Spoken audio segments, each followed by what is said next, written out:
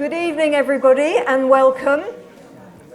It's lovely to see so many faces here tonight, so thank you very much for all coming along and joining this meeting.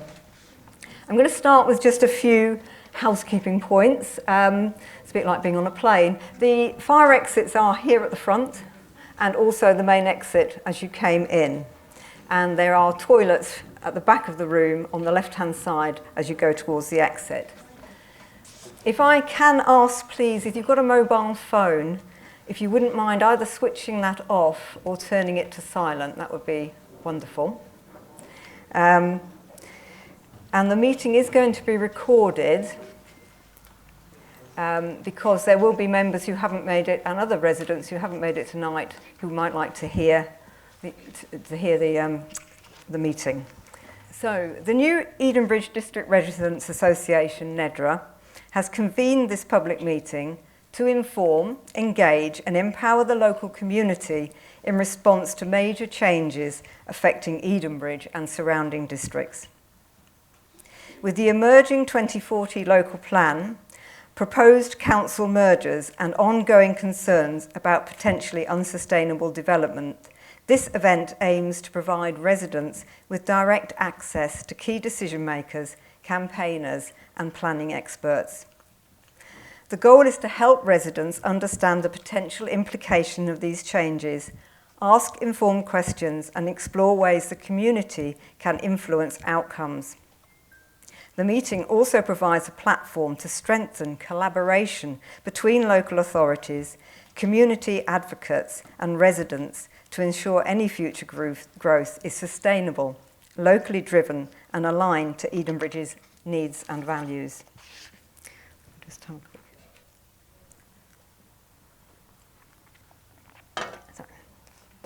Tonight's panel will follow a conversational and interactive format.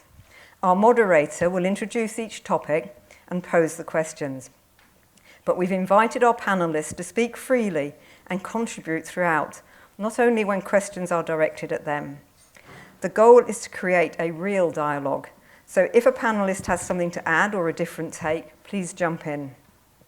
You'll hear a range of insights and we hope you'll see where these views align or differ, and the outcome will be an interesting discussion. So I'm now going to actually introduce the members of the panel. I'm going to introduce first Roddy Hogarth, who was first elected to Sevenoaks District Council in May 2011. He has represented the Seal and Weald ward, that's a mouthful, for over a decade. He became leader of Sevenoaks District Council in May 2024 and has since overseen work in regeneration, economic development and community engagement. He previously served as cabinet member for economic and community development and as commissioner for the public realm. Roddy remains focused on improving local public spaces, supporting community participation and ensuring planning policies reflect the needs of the district. He continues to lead the council through evolving political landscape, encouraging collaboration and civic involvement. Our second panellist is Matt Boughton, who served as leader of Tunbridge and Malling Borough Council since July 2021. First elected to the council in 2019 and re-elected in 2023. He previously held a term on Maidstone Borough Council. Alongside his local government work, Matt has worked since 2014 for Tom Tugendhat MP.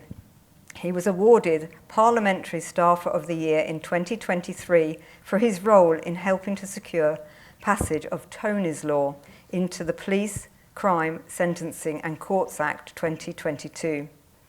Matt also sits on the Kent and Medway Economic Partnership and the Board of Transport for South East and the executive of South East England Councils. Thirdly, I'd like to introduce you to Rosie Pearson, who is a veteran planning and environmental campaigner and co-founder and chair of the Community Planning Alliance, a volunteer-run national network empowering over 700 grassroots groups to influence planning across England. With roughly a decade of community organising behind her, Rosie played a key role in securing successful local plan outcomes in Essex and founded the Pylons Action Group covering Essex, Suffolk and Norfolk, as well as bringing together a group of local farmers and landowners to protect soil, water and wildlife in the North Essex countryside. Rosie writes for the Telegraph and is known for her incisive media contributions and high-profile appearances, such as on podcasts with Kevin MacLeod and Chris Packham. Rosie is fiercely committed to sustainable planning, farmland protection, biodiversity and community empowerment. And finally, our fourth member of the panel is Nigel Williams, who's represented Braested, Chevening and Sundridge on the Sevenoaks District Council since March 2022. He was elected Kent County Councillor for Sevenoaks West in May 2025. In a July 2025 Sevenoaks reshuffle, he became portfolio holder for development and infrastructure. Now overseeing development control, the 2040 local plan and planning policy, conservation, building control, transport policy and planning enforcement, a busy person. In this role, Nigel leads on shaping the district's long-term planning framework, guiding infrastructure delivery, heritage conservation and the enforcement of planning standards through to 2040. So tonight's meeting moderator is Alan Smart. He's our Jeremy Paxman for the evening. Alan was born in Chiswell Farm in Marsh Green, Edenbridge, and attended Spittal Cross Secondary Modern School. He went on to earn a BA Honours in English Literature and History of Art. From 1986 to 2022, he worked with the British Council in the UK and abroad, serving as country director and cultural attaché in Qatar, Saudi Arabia, Myanmar, Palestine, Afghanistan, Iran, and finally the USA. In 2010, he was awarded an OBE for his contribution to cultural diplomacy. Since retiring and returning to Edenbridge, Alan has been active in local heritage and community life. He volunteers regularly and serves as a trustee for the Eden Valley Museum, the Great Stonebridge Trust, and the Edenbridge Parish Church Preservation Fund. Passionate about history, literature and art, he's currently studying a Master's in History of Art at the University of London. Edenbridge remains his lifelong home, and he is a dedicated advocate for its culture and community. So I'm now going to hand over to Alan. Thank you very much, Sally-Ann. Can everybody hear me? Jolly good. Okay. Thank you very much, Sally-Ann. I won't take up too much time. The reason you're here is to hear the people to my left, and my job is simply to enable them to share their expertise with us. So this isn't any sort of adversarial grilling. So I'm afraid my inner Paxman is quiescent this evening, which I'm sure you'll all be pleased to hear. And as I said, my job here really is just to hopefully prompt the conversation and to allow these folk with their varied and very considerable experience to share that with us. There will be a chance to ask questions from the floor later on, but initially, and for about 50 minutes, it will be the panel discussing a series of questions which I will prompt.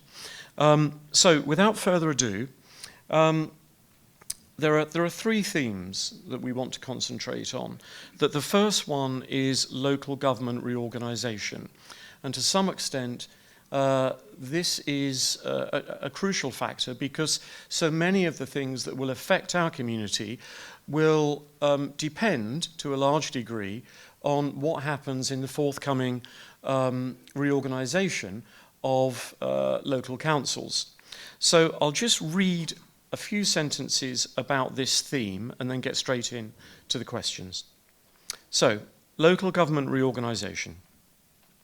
As local government reorganisation moves toward creating fewer, larger unitary authorities across the metropolitan green belt, questions arise about how smaller, outlying communities like Edenbridge will fare. With limited transport links to major neighbouring towns, such as Sevenoaks, Tunbridge, Maidstone, Edenbridge risks becoming further marginalised. Residents already feel disconnected, and the restructuring raises pressing concerns about representation, influence, and the future of local planning powers. Will Edenbridge's voice be heard in the new framework? And what implications will this have for its place within the wider Sevenoaks district? So that's the background to this set of questions. So my first question, and if I can, I'll ask Roddy to kick off, if I may, and I'm conscious that Matt has a lot of expertise in this area as well. The question is simply, what impact will remote decision-making have on us, and what structures will allow for community representation? And just before we go any further, I'm very conscious that there aren't firm answers to this because the proposed structures are not finally in place. So, there's a little bit of potential ambiguity here. So I think we must bear that in mind as we listen to the response. So, Roddy, is that okay to go over to you? I'm happy to start. Can everyone hear me? All right, excellent. Yes, and thank you to everyone for the invitation to be here this evening. I remember the first time I came down to a NEDRA meeting, you had Richard Knox-Johnson, who gave an excellent talk, and I only hope we can measure up to the standard he set. With regard to local government reorganisation and the concerns that communities such as Edenbridge legitimately have, I feel an equal level of concern. We will have larger divisions. There will be fewer representatives on the unitary council. So we are currently in our district 54 councillors, might have gone down to 48 if the boundary commission had actually got its act together a little quicker. But 54, and then there are obviously county council representatives for the district, and you can multiply that up amongst the rest of what might form the unitary, which is Sevenoaks district, Tunbridge and Malling, Tunbridge Wells and Maidstone. That's a lot of representation, a lot of local interaction. You here are very well represented with a good town council, so you can feel you have access to the elected representatives. With the new structure, the population under a particular in a particular division might be multiple times more than the population I have in my district ward. So, and in fact, it'll cover, because we're a rural area, it will cover quite a large landmass, if you like. So, being close to people will be more challenging for the elected representatives. So, part of the challenge of doing the reorganization is to make sure we have a model that works.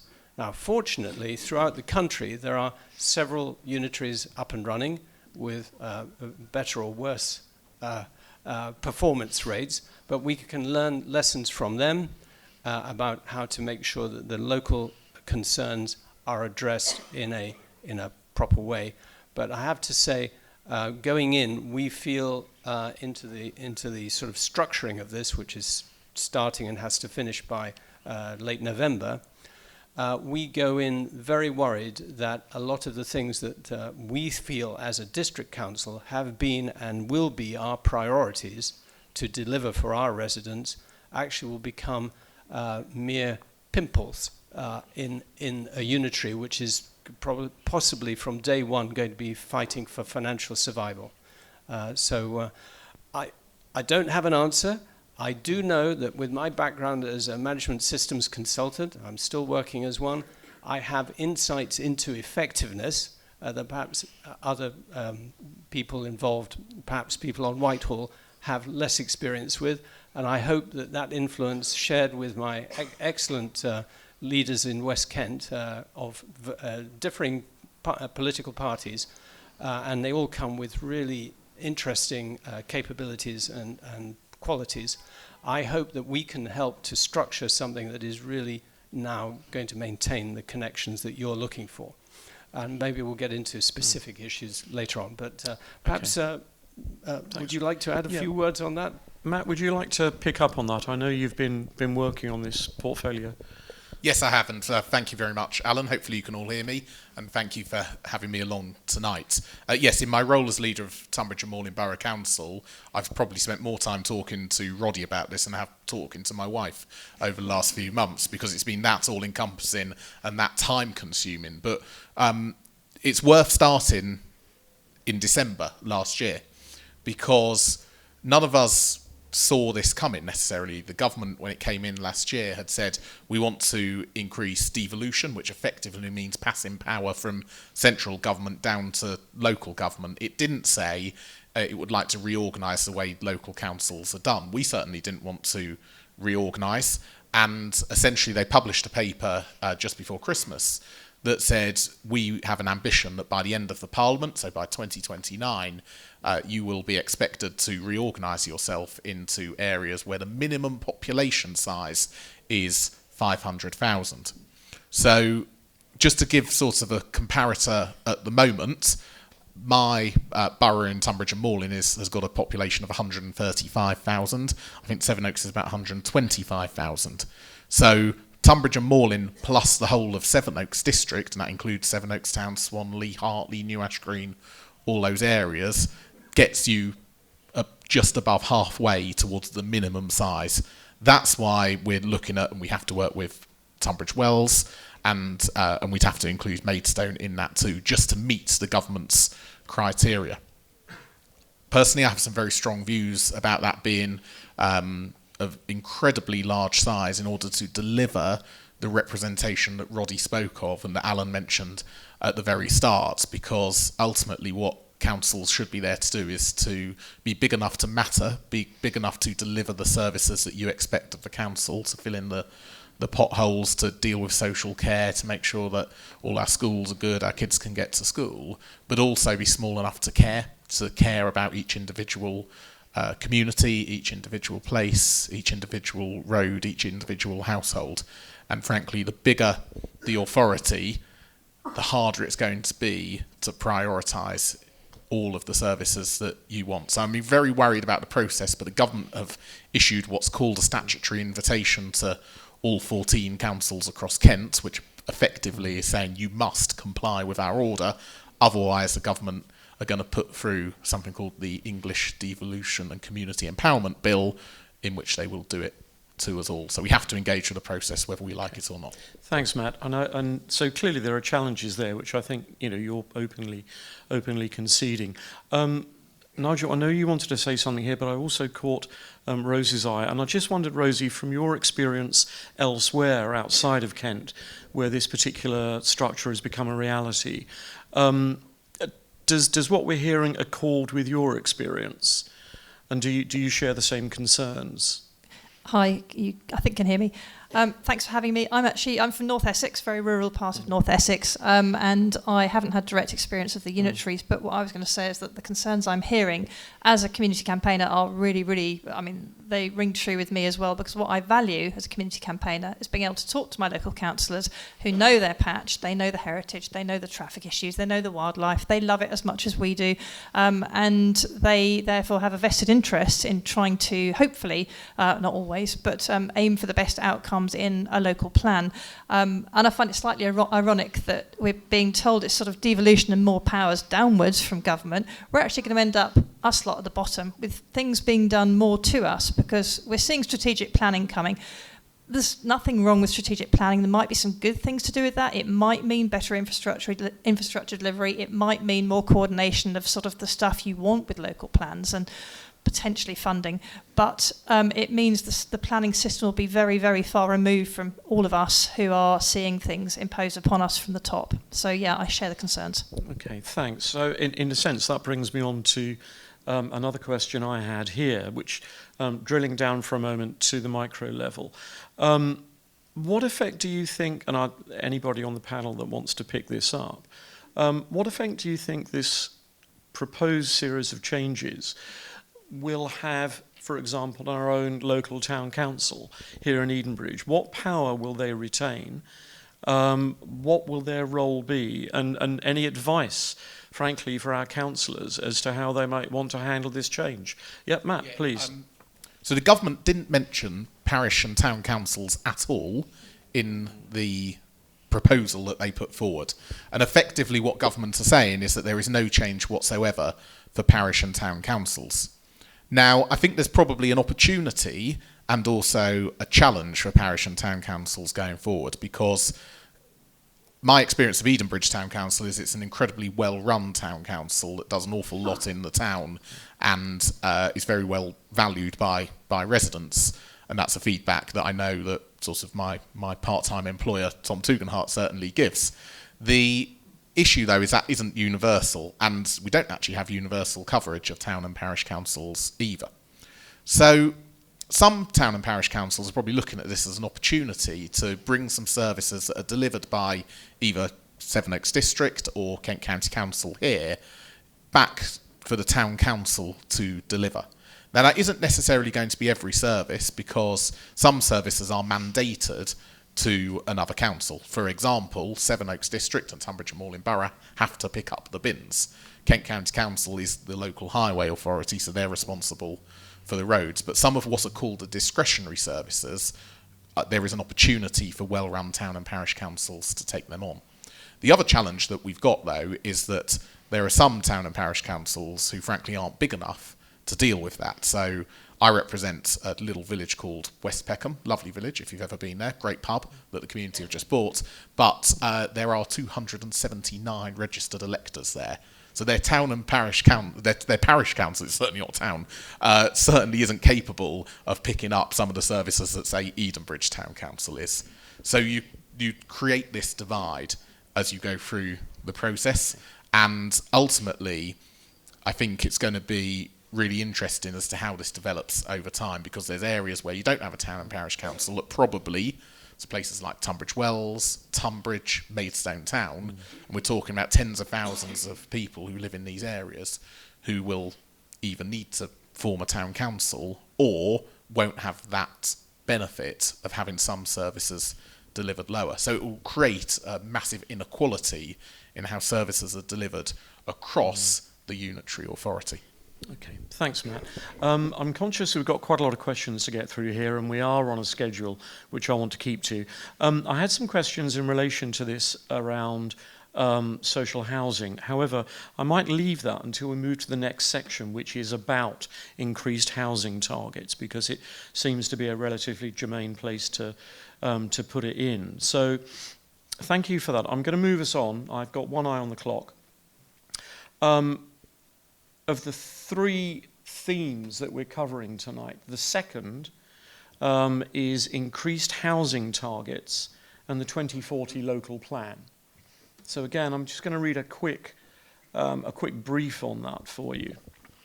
So, as the local plan 2040 advances its housing targets through the settlement hierarchy, Edenbridge faces critical questions about whether growth is being matched by meaningful investment in infrastructure and services. The current approach appears to value quantity over quality, counting facilities rather than assessing their condition or capacity. For example, the town's train service operates on outdated infrastructure. The leisure centre amenities are old and provision for young people very limited. Meanwhile, Edenbridge's emergency, healthcare and policing provisions have been steadily diminished, leaving vulnerable residents increasingly reliant on underfunded voluntary support and limited public transport. With such pressures mounting, can Edenbridge sustain further development without genuine improvements that meet real local needs? And Nigel, I'm going to turn to you on this, if I may, as I think it is, if I can put it this way, your bag. That probably shows my age. Big bag. It's a very big bag. So here we go. Will the 2040 local plan survive, in your opinion, the local government reorganisation? Or will it be scrapped and restarted? Do you think there's a threat that that might happen? No. That's a good, pithy answer. I don't think so, because basically Plan 2040 has been rumbling on for a long, long time. An awful lot of investment has gone into it, and now it's all changed, of course. Our targets have gone up some 63%, to I think 1,149 houses per annum. And so how do we produce these? And I'll go back to your sort of words on infrastructure. And you were saying, can Edenbridge survive without infrastructure? It's another no. That is why when I took the portfolio over, we changed the title to put infrastructure in it. Infrastructure is the Plan 2040 will survive, or its success will survive, purely on how infrastructure is managed and how it is created. It should go hand in hand. The government is beginning to realise this, but it's still very top-heavy, downward orders coming through. We cannot build anything without infrastructure being there, if not together as it's being built, in advance. The government is bringing in some sort of legislation saying that the developers have to take account of infrastructure, but we know that they haven't in the past. It's vital, it's just so necessary for us. You can't, but Edenbridge will not survive unless infrastructure comes in, and it's so much. It's not just the schools, it's not just the medical, it's not just the police, it's the water, the flooding, it's the buses, which are non-existent almost everywhere. You know, we're trying to move from a top-down situation from the government without looking at how, when these houses are built, if they're built, or if the amount is built, how will we work without the infrastructure in place, and we won't be able to work. So it's very important for you, as well, now we're coming to the consultation period of Plan 2040, that's Regulation 18, all get involved as much as you can, attend the consultations, and put your thoughts down with infrastructure. Don't let them get away with it, okay? It's like social housing. Don't let them get away with it. It's now, or in a very few months now, you have to turn up to these consultations and put your foot down, make yourself heard, because otherwise it'll steamroller on, it'll just rumble on top down. So it's very, very important that you look at what infrastructure you need, you note it down, and you turn up to these meetings en masse. And after the meetings, you go on the portals and you keep pushing. I was elected by the people, so I work for the people. Okay, so I'm fighting for you. I think we're all on your side. But it needs you to turn up to these meetings, make yourself heard, be a nuisance, and just follow it through and through and through. It's like social housing.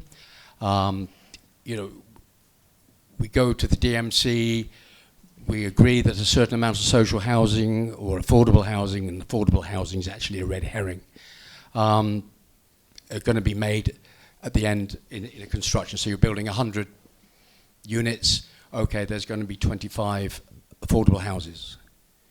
Well, just as you get to the end of it, they all disappear. I'm sorry, it's not viable, we can't do the affordable housing. That can't go on, and that is the same which relates to infrastructure. If they say, oh, we can't quite do that, but we're going to carry on building because we're developers, that's not good enough. And that's why we've got to follow it all the way through. Even once the planning permission has been given, we've got to keep an eye on what they're doing. So infrastructure is absolutely vital, you know, for the success and the survival of a formidable Edenbridge. Thanks very much, Nigel. Rosie, I know you wanted to come in here, then Roddy. Just touching on one point you made there, which somebody else may want to pick up, as regards social housing, there was a question here in terms of what will happen to social housing in terms of local needs under the merger of authorities, and to coin maybe a difficult expression, will that local social housing be for local people?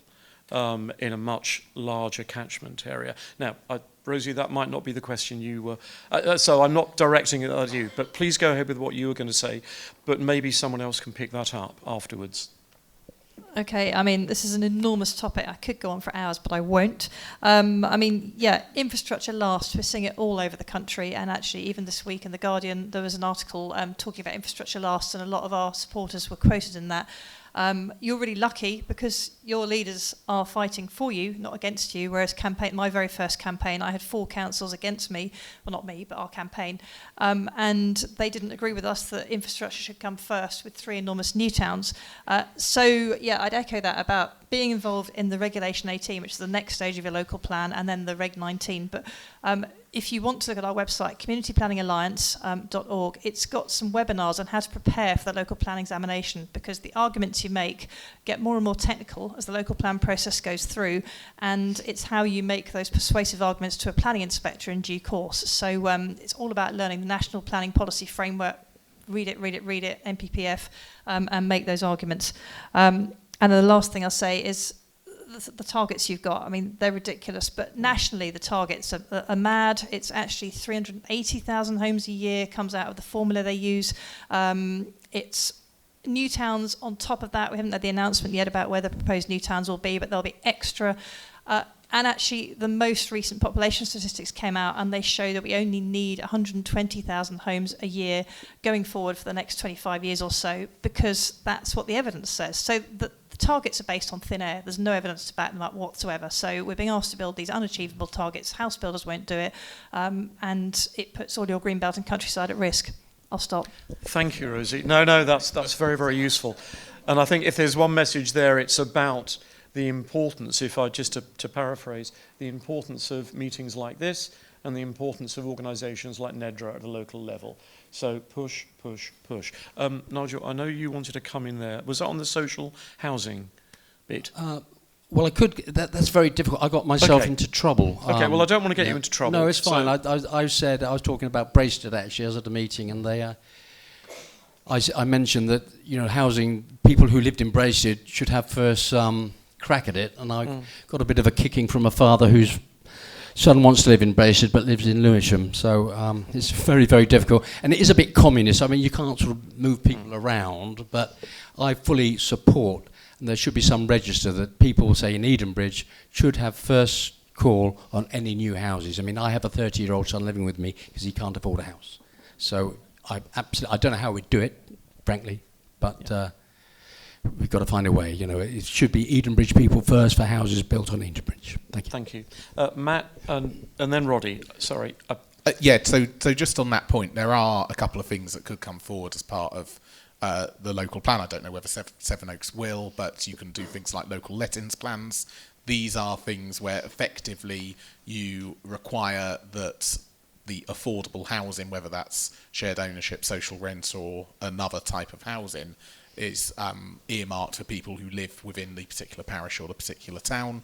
You can do that. It's quite difficult. As Rosie said, you've got loads of hoops to jump through, far too many hoops to make such a simple change, but it is in theory possible and is worth going for at every possible opportunity. Just on targets more generally, Sevenoaks has got an extraordinary increase, as Nigel said. That's the same for a lot of Greenbelt authorities. Places like Tandridge, just to our west, Tunbridge and Moorland have got a very, not quite as high, but a very similar increase, and we're wondering where to put the houses, because in Tunbridge and Moorland, just because I know the figure, for every 2 houses that are currently built, the government wants us to build 1 more. So where you've got 74% greenbelts there, 95% greenbelts here, it really demonstrates, in my view, that this government doesn't really care about the greenbelts. Where these numbers have come from is because the government did something a little bit sneaky, if I can say that, and they abolished something called the urban uplift. So previously, I think it was the 18 largest cities in the country were required to build more than effectively the suburbs and the towns and the rural areas, and the reason for that was because it was expected that those cities have got the best infrastructure, the greatest connectivity, best access to public transport, and also you can build up in a lot of these places too. Now, the government abolished that, and what they did was effectively spread that target out, particularly to greenbelt areas. And if you take into account the increase in housing numbers across the whole of Eastern England and the whole of the southeast of England, that comes to exactly the same number of homes that previously were required by these cities as part of the urban uplift. So what the government have done is effectively say to these cities, you are let off from meeting your housing targets. We are going to give them to the east and the southeast of England. Thanks, Matt. That's it's good to have that clarified, even though it's actually rather disturbing, I suspect. Roddy, do you want to come in on any of this? Very much endorse everything that has been said about our concerns for this. We are required to go through this process. If we don't complete it, the government theoretically has the ability to step in and take over as planning authority. So it's something that we have to go through. Absolutely agree that the algorithm used to produce the housing target is a mistaken algorithm based on house prices and incomes, but the incomes are for people who work locally, not necessarily for people who live locally. There's quite a large commuter population in our areas, and that does distort the figures. So there's some aspects to this that are fundamentally flawed from the outset. However, what I will say is that the commitment we've got as a district council is to complete the local plan so that we have something in place that is going to pass the inspection and all of that examination and be an official document before the reorganization takes place sometime 2027, 28, 29, so that we actually have put down the marker. And alongside that will be a really fully fleshed out infrastructure menu for the whole district. Edenbridge will have a very large place in that because of well-known infrastructure issues that exist already. But if we are to find a way of increasing housing supply in Edenbridge, then obviously infrastructure will have to come along with that. And Rosie's always on the ball here. She says infrastructure first. Having lived in America and seen how developments are done, I worked for a property development company. You always put the infrastructure in. In fact, your local community has a way of forcing you to pay for local infrastructure before anything is built. So that's already guaranteed and delivered. And that goes for fire service, schools, all the other things that you can imagine. So there are different ways of approaching it. I believe this is actually a golden opportunity for a blank sheet of paper reimagining of local government. I'm an optimist. Some people always think you shouldn't be an optimist if you're a local politician, but I am an optimist, and I hope that we can create a working business plan for the new unitary that actually delivers both infrastructure and appropriate development in the right places, while at the same time, and I think the government is coming along with this now, at the same time as actually protecting the things that make these areas very special.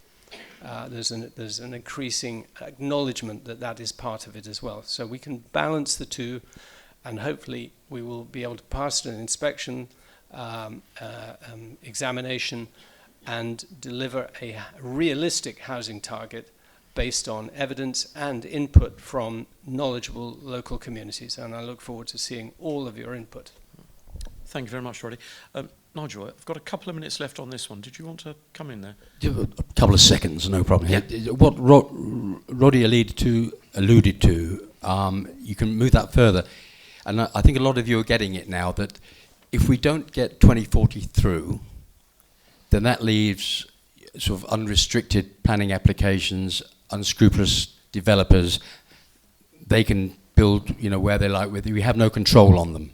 If we get 2040 through, maybe not to the level that the government want. If we get it through, we have control of where housing goes and how it looks. So it's very important. We want to get the cowboys out of here. We want to be in control of our own future. So because the government and planning always alludes and gives preference to people to building because we don't have a local plan. So everyone's taking advantage of that, and that's why you're seeing things pop up where we don't want them to pop up. Thank you. Brilliant. Thank you, Nigel. That's very clear. And it actually, incidentally, covers another one of the questions that we had, which was about the risk that we run should we not fulfill the 2040 challenge. So I'm going to move on to the final section, which again relates to this, and it may initially come back to you, Nigel, sorry. Planning and Infrastructure Bill. Again, I'll read out a quick brief so we all know where we are.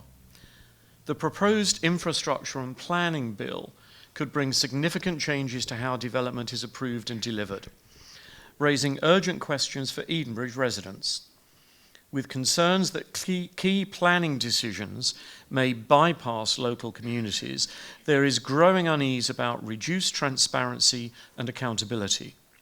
Critics argue that measures like the Nature Restoration Fund risk weakening environmental protections, while reforms to compulsory purchase rules and viability assessments may shift the balance of power between developers and communities. As neighbouring districts pursue their own development plans, Edenbridge must consider not just what is built locally, but how regional growth could affect its infrastructure, environment, and quality of life. So, Nigel, can I ask you to kick up on that? And we've got a question built in there about the Nature Restoration Fund, so perhaps not unreasonably I'm looking at you as well, Rosie. But Nigel, can you kick us off? Yeah, that's a very broad-ranging question, obviously, and it all comes down to what Roddy and Matt were talking about the unitary government. It's a democratic deficit. Okay, now talking about planning, at the moment we have DMC in Sevenoaks. Okay, so you have a planning problem, you have an issue, you can call planning issues in, and people who represent you, I know Alan is there, who's on the DMC, he talks very strongly defending Edenbridge, and we all do. We all defend our areas. You have, a handle on democracy. If that goes, then we move on to these very eerily sounding boards who, they'll take away. So, first of all, who will decide the nuts and bolts, the housing, the other issues? And who will decide the major industrial type of stuff? Well, that'll be decided by the government, and you can see it being shifted around. The basic bottom line of this, if you like, is there will be no democracy in planning anymore. You will have really you'll have someone to turn to, but they'll be many miles away. And they won't be they'll be making decisions off of screens. So it's a huge democratic deficit. You lose your DMC, you lose a way of expressing, your pros and cons of what you're doing. So yeah, that's okay. That's thanks, Nigel. There's a word of warning there, isn't there? Roddy, do you have anything on that that you'd like to add? Well, and then I'll turn to Rosie. I love acronyms. I'm sure everyone knows DMC is Development Management Committee. For some reason, it used to be called Development Control Committee, but obviously someone felt that we weren't controlling well enough, so they changed the title, so it's a bit more obscure. It is the primary democratic way where councillors on that committee can decide whether they support or reject an application on its merits, provided they have good, sound planning reasons. And the concern that Nigel is raising is that those planning reasons are going to be taken out of our hands. But we have very recently taken officer recommendations and reversed them at Development Management Committee. So that is a very powerful tool where we think the direction of travel is not correct. And that's done on an individual basis rather than any other kind of party political type of basis. Everyone works to make sure they have the right decision. It's a quasi-judicial process. It's fully transparent. The risk we face is in the long run losing that transparency and your ability as local residents to witness or even influence the outcome in a correct way. So, yeah, thanks, that's Nigel. the concern.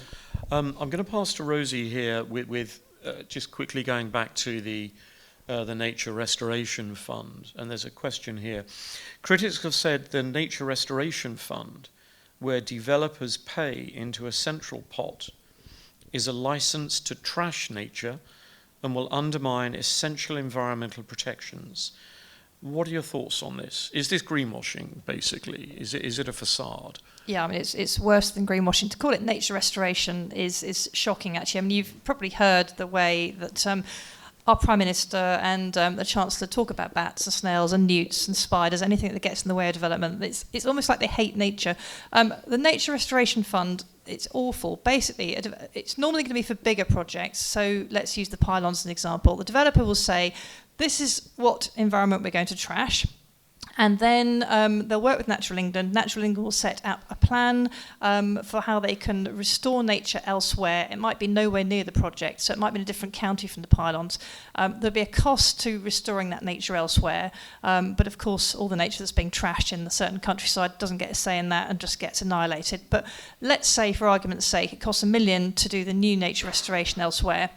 At that point, the project promoter, because of the way the bill is worded, it's got a viability clause in it, and the project promoter can say, oh, actually, I can't afford to pay $1 million for this nature restoration. It makes my project unviable. Sorry, I can only pay half of that. And Natural England will go, oh, okay, well, we'll only accept the half. So the nature gets trashed, only get half the money for the fund, and then actually, I'm being simplistic here, but it's kind of how it works.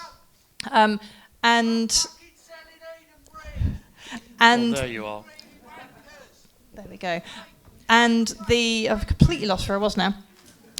And so the nature that was there gets destroyed, and developers just get away with building their projects. So it's an absolute nightmare. So it's part 3 of the Planning and Infrastructure Bill. And if you want to write shut the door out, if you want to write letters to your MPs and just say part 3, basically it needs to be trashed.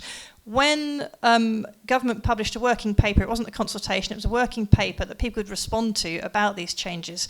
And I've got the numbers who responded, something like 500, but pretty much within a week or so of that working paper's closing date, the bill was put forward. So we know full well that nothing that anybody said was listened to. And the most interesting thing about the Planning and Infrastructure Bill is that the wildlife organisations have been quite vocal about it, but the most vocal people have been the ecologists, the professional ecologists, who are really up in arms about this terrible, terrible bill. So nature restoration's a joke. It is literally, it's cash to trash.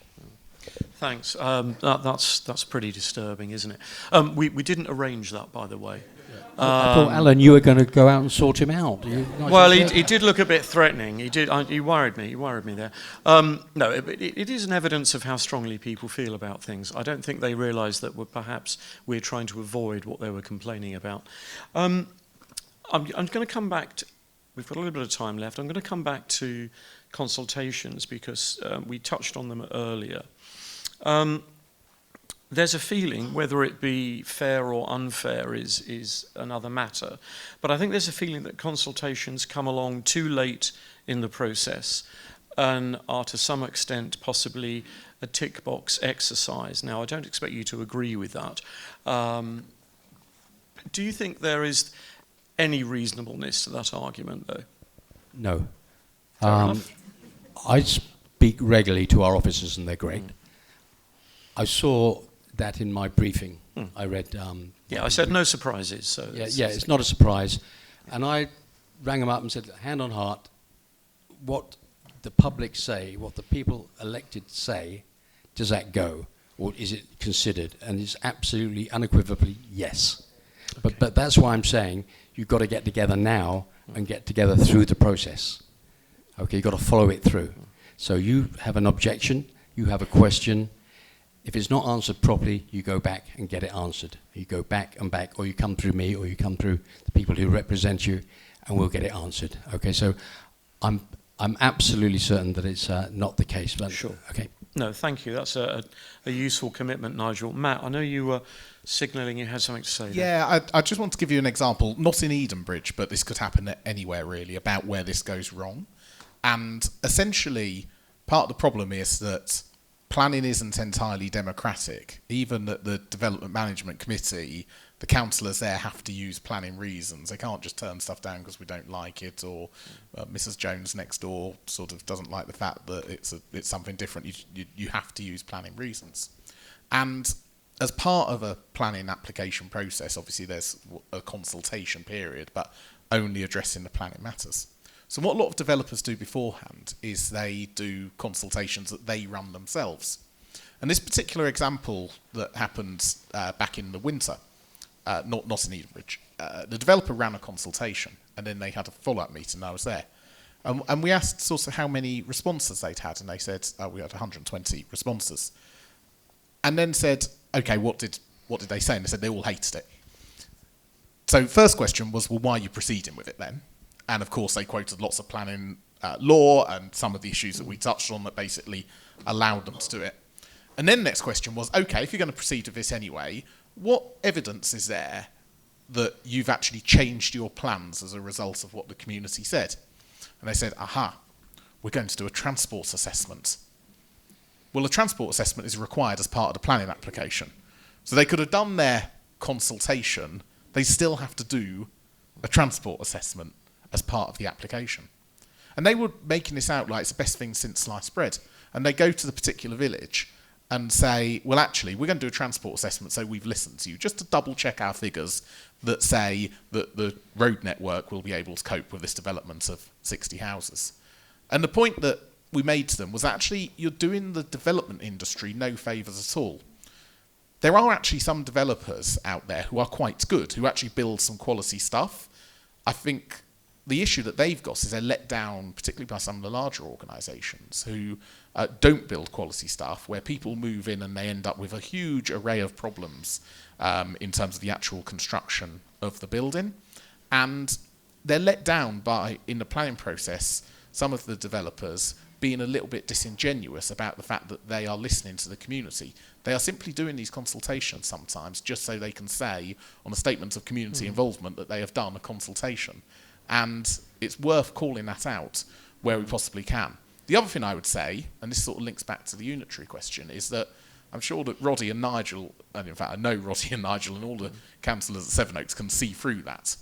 But of course, particularly as the challenge becomes on a much larger scale, and we must remember that that plan making, local plans, whatever would come after Plan 2040, would be done actually by the Mayor of Kent, when we have an elected Mayor of Kent under the government's plan. This will become much more remote, so it'll be much harder to see through some of these games that some developers play. I must emphasise some developers, as I said, not all developers, but I do think they give the rest of the industry a bad name. I'll ask you for the list of names later, if that's all right. Just a couple of secs left, and what I want to do is bring up something of a local issue, simply because I don't expect you to be all across this, and this is for our local colleagues, but simply because I think it's indicative of a potential wider problem. So, nearby in what is effectively Tandridge, which borders Edenbridge, we have a very large proposal just across the border for a very large solar farm. Now, people will have different views on solar farm, but this isn't the particular point here. The point being, it will significantly affect Edenbridge, even though it's not in Edenbridge. It's about half a mile down the road. In terms of construction traffic, increased flood risk, added pressure on the River Eden, loss of viable farmland, etc., etc. What protections are in place, if any, to mitigate those cross-boundary complications? I say not a trick question, and I'm not asking you to comment on that particular development proposal, because obviously it's part of Tandridge. But what happens in that scenario? Anybody want to pick up on that one? There you go. I'll go first, and I know the proposal that you're speaking Sure. of, and but this applies regardless, as you say, Yeah. quite rightly, Alan. So, as part of Plan 2040, or the equivalent of Plan 2040 for neighbouring districts, effectively something called a duty to cooperate exists, and essentially that does what it says on the tin, which is that all of the councils have to cooperate with each other to make sure that you aren't putting all of your development in one particular corner of your borough or your district or your local planning authority, and all of the impact happens in a neighbouring area. Now, we both I say that from a Tunbridge and Moorland perspective and Sevenoaks perspective, have fallen foul of that in the past, because actually it doesn't really work, truth be told. A duty to cooperate doesn't mean a duty to agree or a duty to disagree, really. It just means to cooperate. Certainly doesn't solve any problems at all. So we've all ended up in this position where we've got to go back and do a lot of the work again. You also, as part of a plan-making process, have something called a statement of common ground, which is, again, simply listing the areas in which you agree so that you can focus on the areas in which you disagree. But I think part of the issue that we face at the moment, and this perhaps explains why the government are saying that strategic planning needs to be done across a much wider geography, is because actually these huge proposals, whether they're huge housing developments, huge solar farms, huge industrial warehouses that we see popping up in some places, are incredibly difficult for, in their view, for councils the size of Sevenoaks district to be able to plan, because the impact will go far beyond the district boundary. So if you did that over, in our case, the geography of Kent and Medway, it would be much easier to resolve some of the problems that arise from that particular development. Now, that has to be weighed against all of the other issues that we've spoken about. And particularly for Edenbridge, where we're on the county boundary, you can change all of that as much as you want. Sussex is still down the road and Surrey is still down the road, and that won't change just because of where the county boundaries are. But it is very difficult at the moment, and it does sort of, the government have lent very heavily on this as a reason to justify taking that strategic planning layer to what they would consider a much wider geography to try and prevent those sorts of issues happening in the future. Okay. Thank you very much, Matt. That brings us really to the end of our panel discussion. So I'd like to thank you all very much. I think that was insightful and a bit scary. I think it's probably fair to say.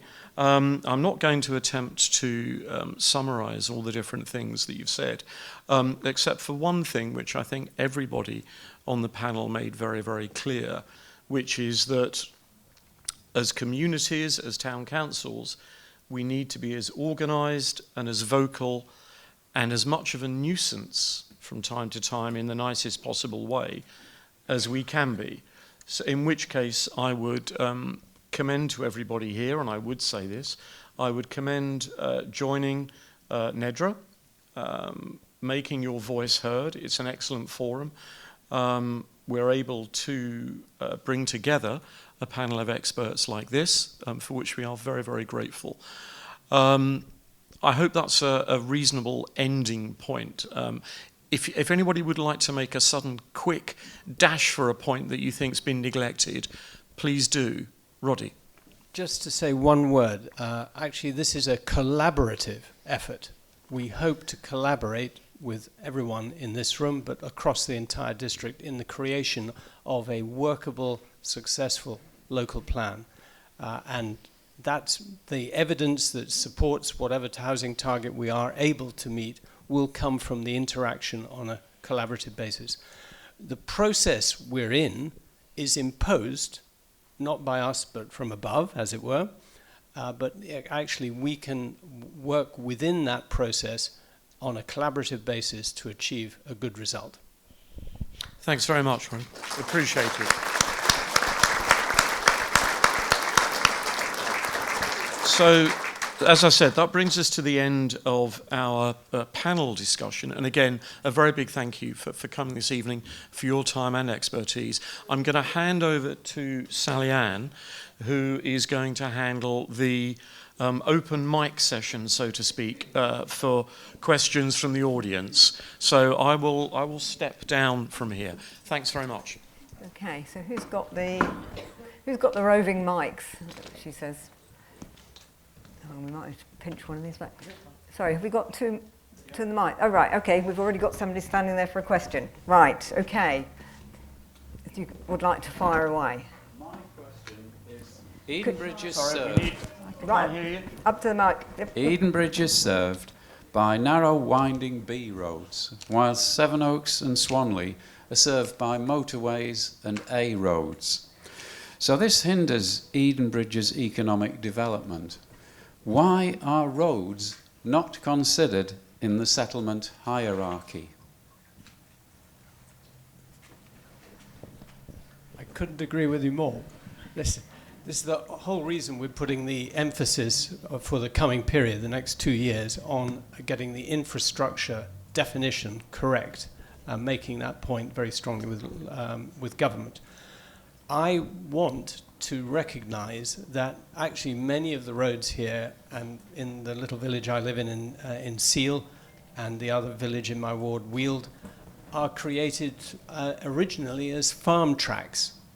And they go back 100 or 1,000 years. Not a million years, as Donald Trump might refer to, but at least 1,000 years or maybe more. So actually that characteristic is one of the limiting factors. And we can't put dual carriageways down what are essentially cattle tracks. That would be disastrous for everyone and for biodiversity as well. So actually, that's a fundamental part of the characteristic of this area. Obviously, there are things that we can do to improve it, and actually we have, across the district and across West Kent, very good relationship with the major landowners, and we're always in discussions with them because they have so much frontage on roads that there might be some interesting solutions that arise from a constructive, collaborative discussion with them as well. Thank you.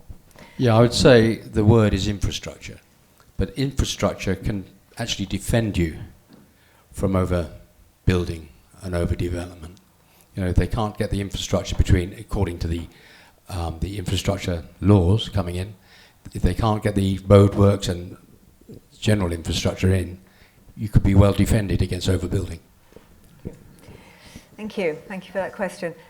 Where are the mics? Because you've got one. We've got people down the front who would like to ask a question. If you raise your hands, and then somebody with one of the mics will come down. So is there a question?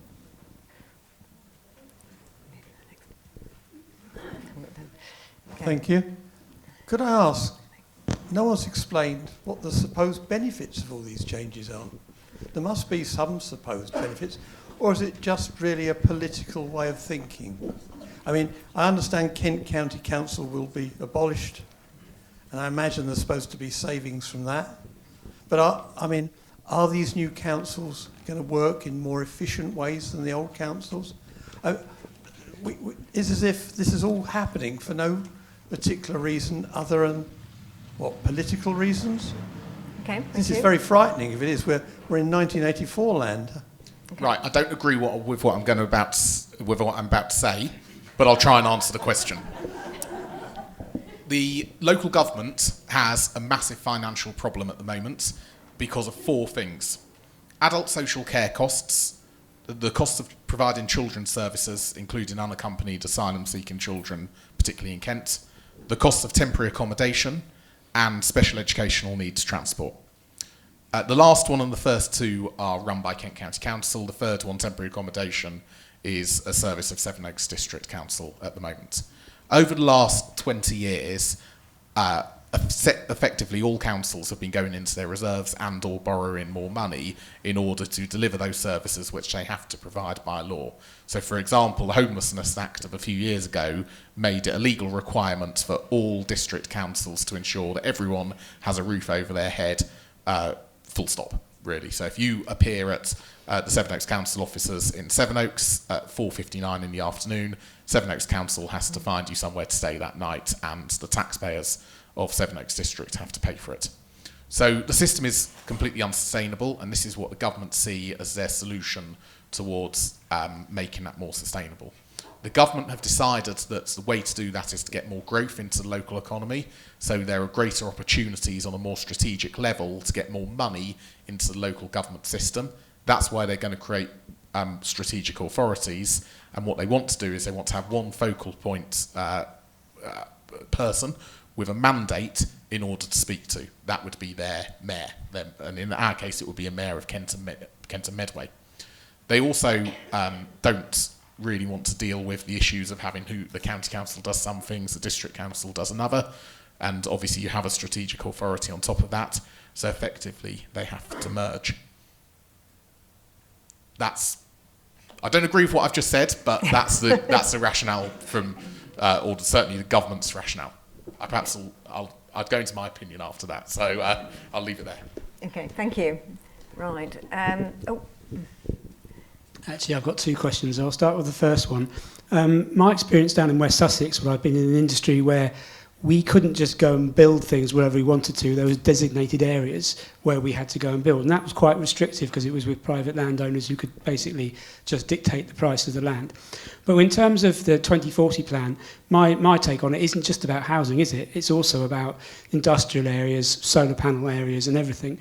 So and surely at the moment, how can surely one of the problems is with the solar panel development, because there isn't a plan, they can then pick around areas, but surely the 2040 plan should also be very focused on industrial areas and things like solar panels. And I'm not particularly against solar panels. I just think it needs to have designated areas where it should be, where it could be sustainable and doesn't prevent problems with the local environment. So what other factors are NEDRA also looking to do, and the county councils around making sure that we don't end up with a massive industrial park in Edenbridge or a huge solar panel development in an area where it just isn't right to go? Okay. Yeah, it's a balance. It's all about balance. 2040 does take that balance into consideration. It's getting it sorted at the end. For instance, Knockholt, they're building a large amount of houses and they're building a proportionate amount of businesses because you're bringing new people in. They have to have somewhere to work. Now, what the developer is trying to do there is say, actually, we don't need those businesses. Can we build more houses? But I'm right onto it. So, but it's that's what we have to fight. The theory is great. There's a balance. You build 2,000 houses. You've got to have some small, at least some small tertiary industries there. The problem is, as we get near to build out, it's just like social housing. They say, oh, it's not viable. We need to build another, instead of 3 factories, we need to build another 300 houses. So that's the fight I've got, but we're working on it and we're fighting it. Okay, thank you. The second question. Oh, sorry, can I pass it on? As obviously there's lots of people wanting to. Okay. Sorry. Can we just have the microphone back down here a minute? Because I think Alan would like to. Sorry, sorry, Ian. And then there's a gentleman at the back. It's Paul, you can pick him up. Thank you. Okay. This is just a few words from Edenbridge Town Council, actually. We'd like to take this opportunity to reassure residents and community groups that Edenbridge Town Council is fully engaged on the ongoing discussions around local government reorganisations.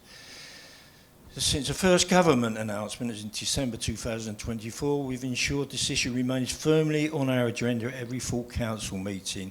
We're actively monitoring developments, working closely with Sevenoaks District Council and reviewing what changes could mean for our community.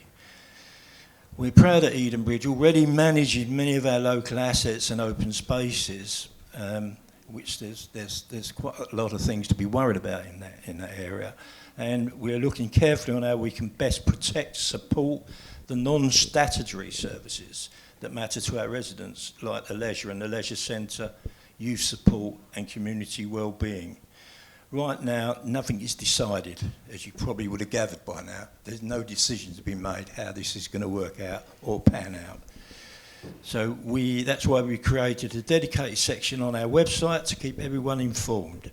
Residents want to stay. If residents want to stay up to date, the council is in a place to do it, and we welcome your input. We will continue to act in the best interest of Edenbridge to ensure that our town has a strong and positive voice on this process. And if anybody wishes to know about the War Memorial Museum, we've just had some recent news, and if you'd like to come and see me after this, so I'm not going to take no more time up, we'll give you what the news is. Thank you very much. Thank you.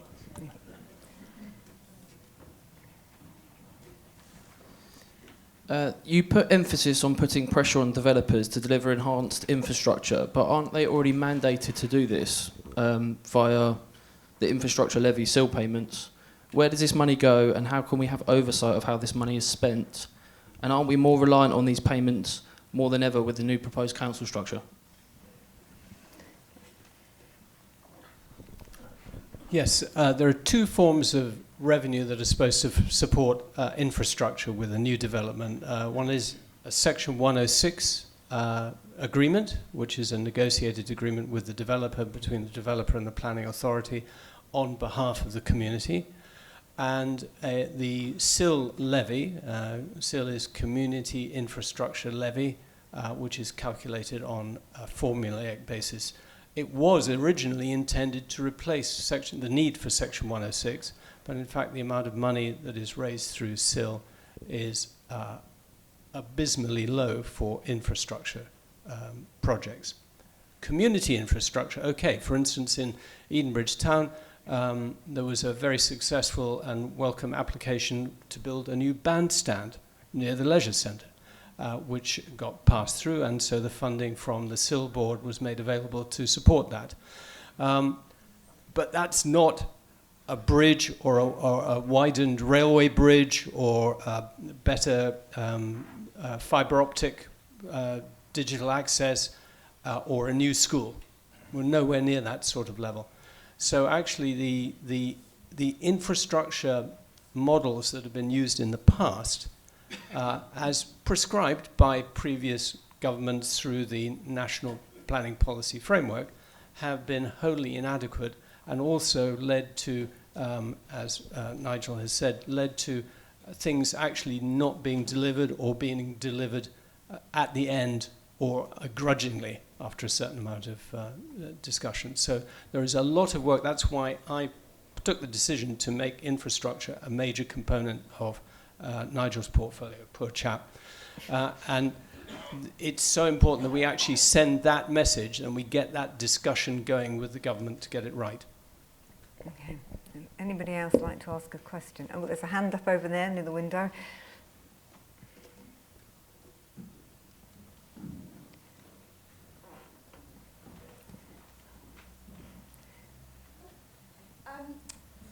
You were very vocal about us all sort of like collaborating and being very vocal and supportive of our local community.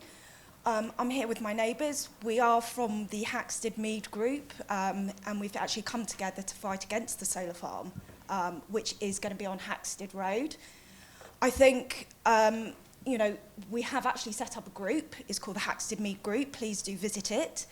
I do implore you, you are our nearest community, to support us, because it will have an impact, and it could have an impact on your community economically, but also your quality of life. And it's really, we really want the community to come together because we are a small hamlet and we really do need your support. I think when you actually look at the plans and you actually see that it's going to be 166 football pitches worth of solar panels up at 4 metres high, so up to the height of here, and it will be a blot in the landscape with no community benefit. You will not get reduced power.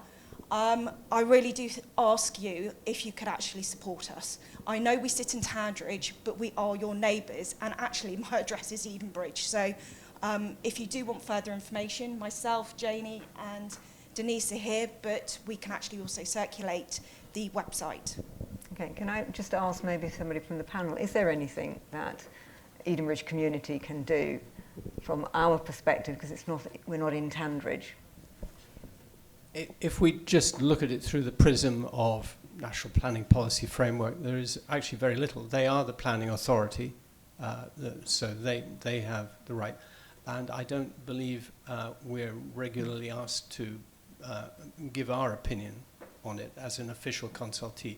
We have in the past commented on things that are outside our district boundaries because we knew in advance they would have a potentially adverse impact on our residents and our area. So there is always an open door to that type of discussion and the raised awareness that you bring. But in practical terms, probably not a whole lot. However, we have on the panel Rosie. who has worked successfully across many boundaries, and maybe she has a tip or two. Well, I was just wondering, is it in the used to be AOMB, National Landscape, or not? No, it's just the edge. Okay, so that's less good. I mean, basically, you just need to sort of look at all. With planning, it's always need or perceived need as put forward by the developer versus harm. So, and there's quite a strong weighting in favour of need, but you just need to go through all the harms, the planning harms. And it comes back to the National Planning Policy Framework I mentioned earlier. Just read through it, look at all the paragraphs and cite those paragraphs left, right and centre. And yeah, if you can get your neighbours who are able to respond to that, they can send in objections as well. But it's got to be, it's planning policy. It's like you said, it's not just, I'm not saying you would say this, but it's not just I don't like it, I don't want to look at it. You have to have planning arguments to win it. So National Planning Policy Framework is what I would say. So we have done that, we actually have got plans, so we've looked at, we are being very diligent in making sure that we're looking at policy and what the impact is, negative and positive.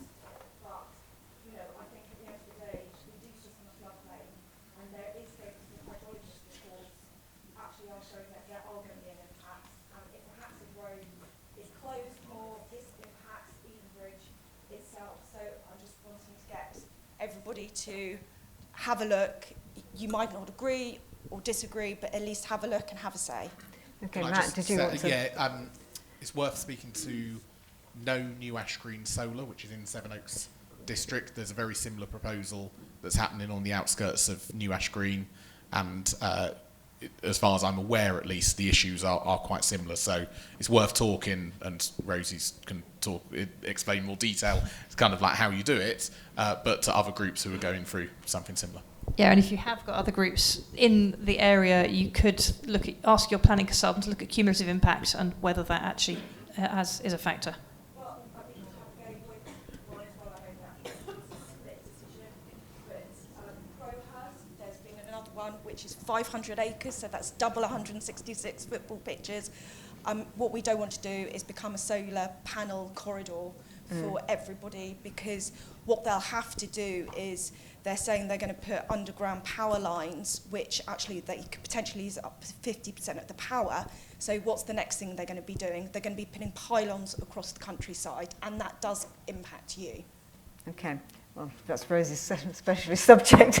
Okay, I'm going to move that one on. Thank you for raising that. Sorry? Yeah. Or actually, one of you might know. Could the Tandridge, would they think that the town council, Edenbridge, could be a consultee? Because we should be. Anyone can comment on any planning application, regardless. Someone in Northumbria could comment on it. So. Could Edenbridge Town Council Planning Committee, we only consider applications that Sevenoaks have, but I have a feeling that we have had some that have come across boundary. I just wondered, would Tandridge contact us, as we are very close as a town council, and then we could comment, but only as a statutory consultee, we wouldn't do that, would we? No, you can comment though. You can comment on the town council can comment. Yeah. We could put that on our planning committee agenda at some time. That's what we need to do, wouldn't it? If we can agree there. Okay. So, yeah. Is there any other questions coming up? There's a gentleman there's somebody here, and then there's somebody by the window. I've lived on the Four Elms Road since 1970, and it is getting so busy now. Can we not have a pelican crossing opposite the doctors?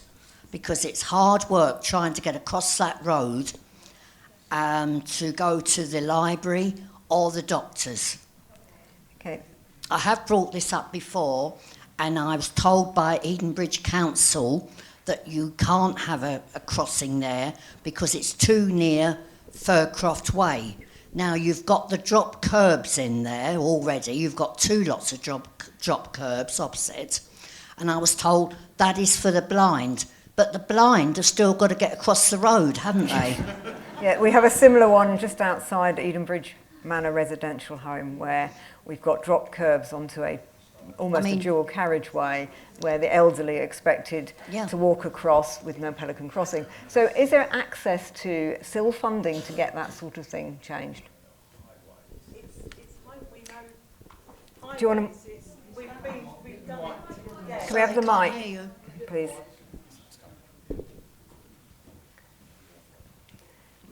Yeah, we have, as Edenbridge Town Council, contacted Highways, KCC on many occasions, and I've spoken to the lady who's just been talking at our council of surgeries, and it is a mad rule, but KCC have said that because of the amount of zebra crossings, within that short distance that absolutely you should just be walking down, across the road, across Westways, back up. I mean, it's mad, I completely agree, but unless Kent County Council agree, it's not a... Sorry? Westways, there's not a crossing down there. Well, no, but I think you can cross Westways safely, but you'd have to walk... What they're saying is if you're coming from the Spittals end aside, you have to walk down, across the Cross Station Road, along, over Westways, don't need a crossing for that one, over the next zebra crossing, back to the Eden Centre, gallop through Eden Centre, very poorly you arrive at the doctors. But it's a rubbish system, but unfortunately, we have literally, it's not the funding, it's the fact that, because we could use our own seal money, it's that KCC say it's not viable, it's just too many crossings for their roads it's mad. And those... Is there anything we can do about this? Sorry, Angela, if I can just... So is there anything that the residents of Edenbridge can do to push this with Kent County Council? Because these are two major issues. We've got an elderly residential home with no crossing, and we've got this situation where people are trying to get to the doctors. To me, that's basic. I think the one that you're talking about is across the bypass. Yes. So the thing is, the bypass was done with the thought that you're supposed to be as free-flowing traffic, so that was always going to be an issue. But then it should never have been allowed for an exit onto a main road. So what can be done? As a county councillor, send me an email. I've had a little bit of luck lately with that sort of thing. Thank you. But, I can't promise anything, but I've had a little bit of luck with railings at crossings and everything. So, well, the lady, if she wants to come to me directly, I'll give her... There's a gentleman... We have already contacted... No, I appreciate it, It's just whether we can put some more elbow onto that one. Is somebody by the window? Thank you. You mentioned earlier a target for housing of was 1,149 per year, which is actually in excess of what we need locally. So I'm just wondering, who is this housing for? I suspect I know, and I think a lot of people do as well. But who is it for? And why does this government, with their pledge towards the election, pledge 1.5 million housing target, which seems rather arbitrary, a nice round figure, but somewhat arbitrary? Who are they for? Who is the housing for? Rosie, do you want to take that first one? I mean, it is totally arbitrary. I did a Freedom of Information Act just after the election and said, how did you, can you show me the evidence and your workings, how you got to your 1.5 million target? And they literally wrote back saying it was in our manifesto. So they didn't say how it got in their manifesto and what the logic was to that. There is literally no logic to it. They have just decided that the more you build... I'll come back to how it won't be built, but they think the more houses you build or get builders to build by trashing the planning system, the more prices will come down. And that's their logic, but it doesn't work because actually builders will only build what they can sell. And they won't be able to sell 1.5 million houses over the next, that's 4 years now. But so those houses will never get built. So who they're for, I don't know. And like I said, the most recent population figures that came out about 4 weeks ago, showed that even with the immigration we're experiencing, you only need 120,000 homes a year to meet the population growth that's forthcoming. There are some what you call concealed households where you've got people on the sofas who can't afford to get on the ladder at the moment. So there are some greater numbers than that. But the 1.5 million target, it's based on literally nothing. There's no substance to it at all. There is the formula that Roddy was talking about, and the formula's, there's some science to it. It's mad science, isn't it? But no, there's literally no logic to it whatsoever. So presumably it will not be met because you say the government doesn't actually do the building. It's the builders, developers. So if they're forced to build so many where it compromises their profit margins, they're not going to build them. They're not going to build. They'll just slow the process down. They simply will not build. And you've seen already the figures since Labour came to power. I mean, let's say average couple of 100,000 a year you might get if you're lucky, but you will never ever get the 380,000 a year they want. It's just not going to happen. What you will get is more and more planning permissions, particularly on Greenbelt. In this, you've probably all heard of Greybelt, have you? Do you remember Keir Starmer saying that Greybelt would be petrol stations? I think Matthew Pennycook said it would be old derelict car parks. Greybelt is terrible. It's mostly countryside. There are some previously used sites in there, but I've been doing some research. I'm trying to build up a sort of list, but already I've found 8 appeals actually, whereby it's agricultural land, it's greenfield land, it's countryside, and the council under the old rules have said we would have objected to this and refused it, but they cannot under these new grey belt rules. The grey belt rules are also terrible, and I won't bore you with how they work, but it's got nothing to do with brownfield land at all or petrol stations. Okay, we're going to the If closing I can comment also on that. add Yes. that 2040 for me seems a long way off, but for young people it's not a long way off.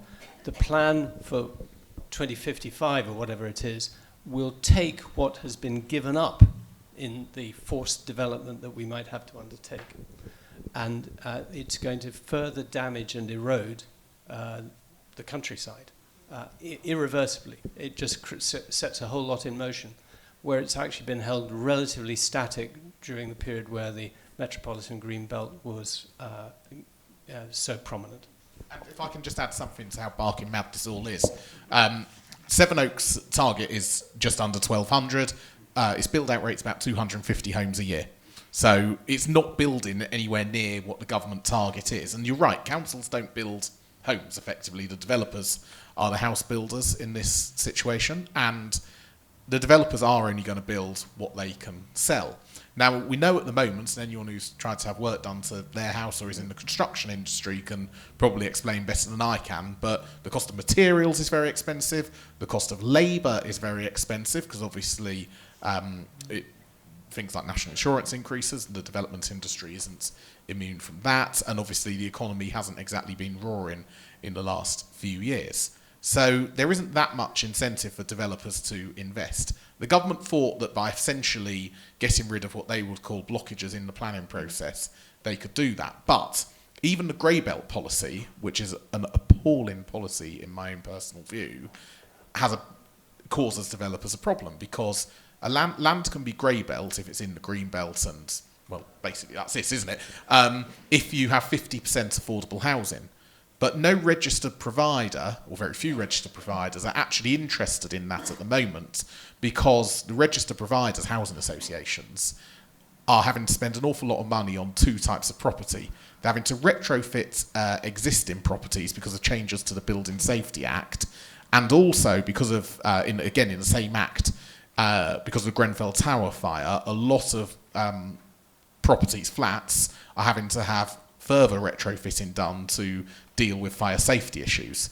So housing associations are massively strapped for cash at the moment, so they're not taking on new properties, which mean that actually developers are finding it tough to get people to take on the 50% affordable that is required for them to build the 50% where they'll make the profit from. So the planning system is kind of like one part of quite an interesting jigsaw, and the government have picked on that, but they haven't actually achieved their targets because they haven't got the policies in the other areas in order to deliver what they want, which are all of these houses everywhere. I'm not saying we want the government to solve that jigsaw, by the way, but that's one of the reasons why actually, if they did, it could get even quicker, and we'll just see more and more new build estates going up.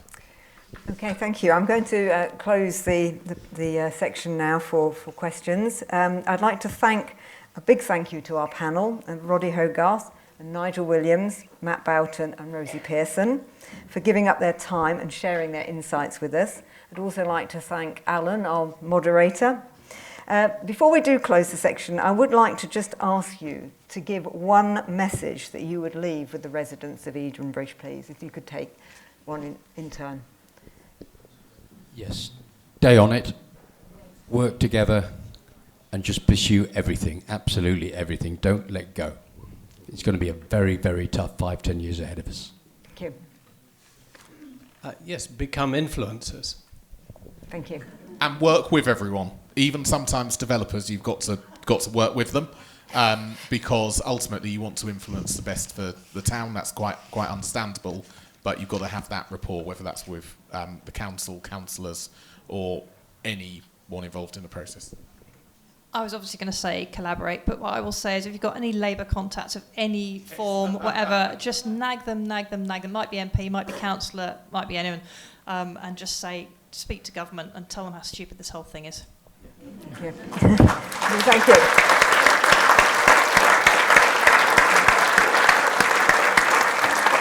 So, I'd just like to thank you all for coming tonight. Your presence here shows just how deeply this community cares about the future of Edenbridge and our surrounding district. We hope tonight's discussion has left you better informed. The meeting is exactly why NEDRA exists, to help engage local people and give them an opportunity to ask questions. So, you know what I'm going to ask. If you are not a member, please consider joining us. Give us your support. There are forms at the back of the room and my colleagues can help you with the membership. We also want to thank all those who have given us donations so far. It's so supportive and so helpful. If you'd like to make a donation tonight, we would be very grateful. It all helps us to hold events like this and keep fighting for Edenbridge. So thank you for coming, and we'll see you again soon. Thank you.